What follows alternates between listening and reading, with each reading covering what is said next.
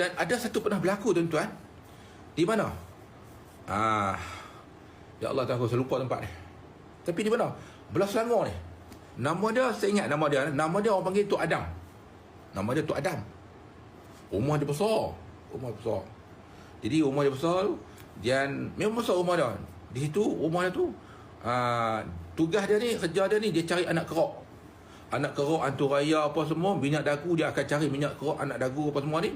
Di mana tugas dia ni, di mana siapa cari bagi dia akan buat toto.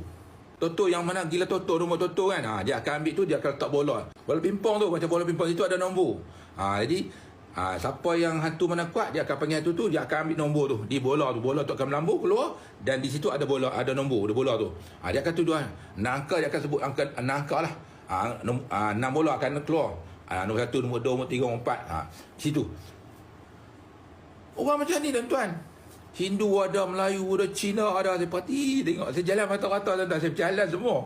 Kalau orang nak tipu saya pun letih jugalah, sebab saya berjalan, saya tengok. Tok Adam, nama Tok Adam. Tak silap saya dekat Sungai Buloh. Sungai Buloh tuan-tuan, Sungai Buloh, lupa lah. Sungai Buloh. Allahualam lah.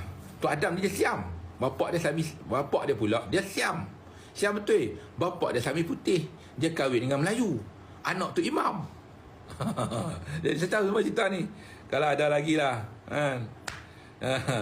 kalau ada lagi lah, Allah cerita lama tiba-tiba gila. Saya cerita benda-benda dulu.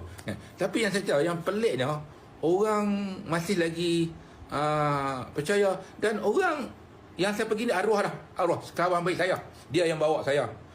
Habis RM10,000 untuk nak buat nombor ekor nak buat nombor toto RM10,000.